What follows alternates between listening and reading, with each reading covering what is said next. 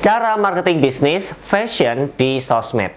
Nah, kalau kita berbicara soal marketing fashion gitu ya, mungkin kita, oh iya nih, kita sebenarnya jualannya sebenarnya bukan baju. Ingat, sebenarnya bisnis fashion itu bukan dari sisi bajunya aja ya, tapi ada step higher-nya, yaitu apa? Perception ya. Ketika kita pakai baju ini, kita merasa orang yang apa gitu ya. Begitu mungkin ganti bajunya lagi, bisa beda lagi gitu ya. Mungkin kita merasa jadi orang yang outgoing ya, suka pergi ke sana kemari, karena itu persepsi yang sudah dibentuk selama ini gitu ya. Yang pertama, oke, cara marketingnya seperti apa nih buat kamu yang punya bisnis fashion. Nah, ini ya, yang sangat-sangat wajib adalah KOL ya.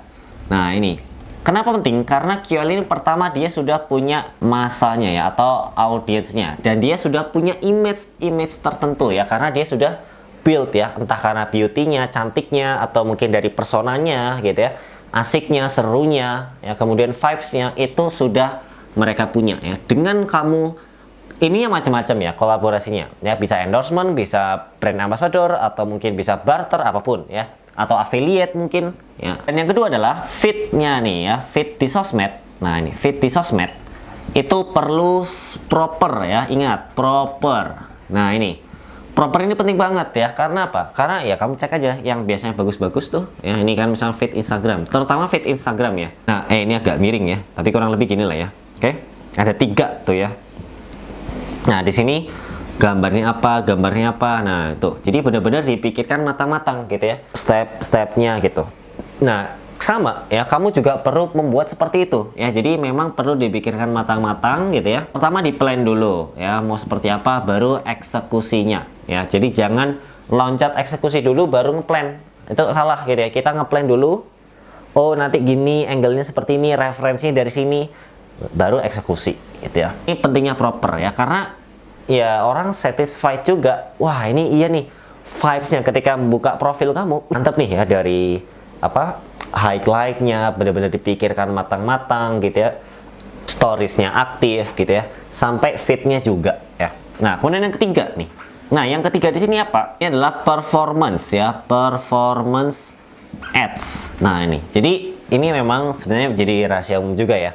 Kalau di fashion itu awalnya mungkin gitu ya, puluhan juta, digulung lagi ya. Nah, digulung lagi jadi mungkin belasan ya awalnya, belasan. Jadi di sini puluhan ya. Lalu digulung lagi jadi gede gitu ya.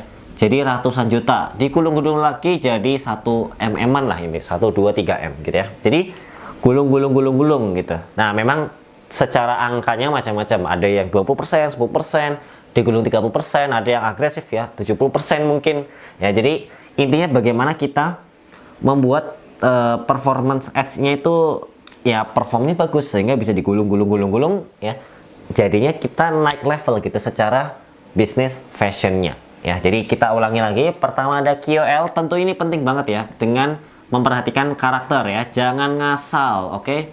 Mentang-mentang KOL itu pakaian dan semuanya KOL itu pasti punya pakaian, nggak gitu ya. Jadi mereka memang pakai pakaian, tapi pakaiannya seperti apa, nah, itu kan tentu beda ya. Yang kedua adalah fit yang proper tadi, dan yang ketiga adalah performance ads. Ini memang biasanya kalau better sih pakai agensi gitu ya, karena dia biasanya punya expertise tersendiri. Kebetulan Nakama Creative Lab itu punya tim ya, digital marketing untuk performance ads dan sudah berpengalaman di fashion ya. Kamu bisa hubungin aja ya Nakama Creative Lab. Kalau kamu pengen jalan sendiri juga nggak apa-apa gitu ya. Kamu punya tim gitu ya. Nah, di sini kamu menjalankan performance ads, oke? Dan kamu bisa untuk strategi sosmed gitu ya yang lebih detail ya, ini kan lebih ke poin-poin ya, bagaimana strateginya secara highlight-nya, tapi secara detail step by step kamu bisa pelajari di Sosial Media Strategi Masterclass ya.